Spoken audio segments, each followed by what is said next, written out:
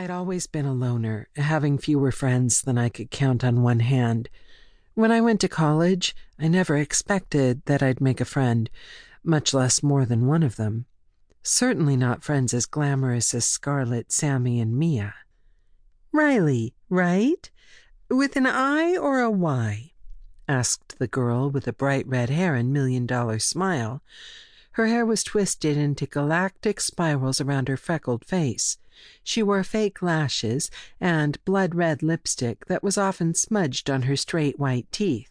She had a nice smile, the sort of smile you see in toothpaste commercials. "Riley with an I," I stammered, watching curiously as she plopped down in the seat beside me. Before I could get a word in edgewise, she launched into a noisy monologue about two influencers in the art world who were up in arms on Twitter.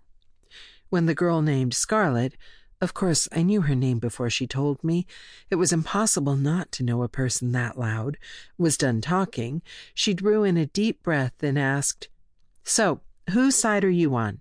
'Cause this shit is important to me when choosing friends." She winked and smiled, something playful but serious behind that cutesy facade. Still, I got the sense that she meant it. I had no clue who these influencers were, and I didn't mess around on Twitter.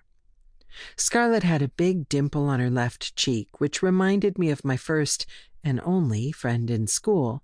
Her name was Sierra, like the desert, not the singer, and she'd treated me terribly. Just the thought of that bitch made me clench my jaw.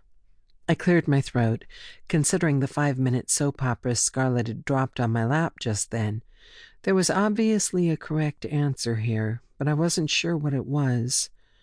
It was a dispute over plagiarism, one artist claiming another's work too closely resembled their own. Nothing new in the art world.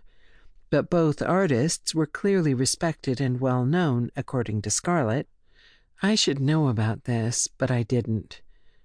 Truthfully, I'd have to see both pieces to make a fair judgment, I said, and shrugged. When you don't know the answer, just tell the truth. That's an adage I've always lived by, and it usually works out. Not always, but often. Scarlett's eyes widened. "Excuse me? You haven't actually seen the Donovans yet? Where the hell have you been, Rye?" I wasn't a big fan of nicknames, but I found, coming from her, Rye sounded kind of endearing. Sierra never would have called me Rye, that's for damn sure.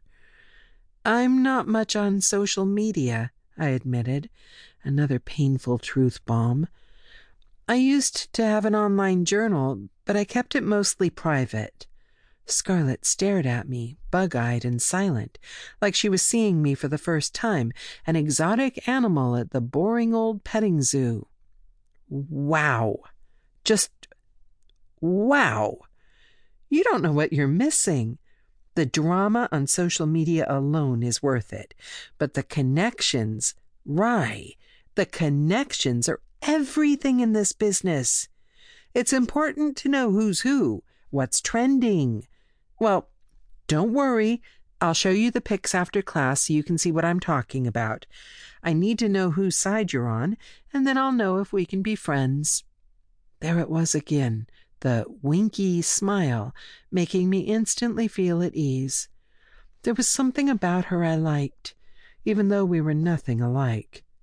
"Okay, sure," I said, laughing awkwardly. I couldn't help feeling embarrassed. Always out of the loop and in the dark about all things current on the art scene. It wasn't the first time I'd heard the speech about connections.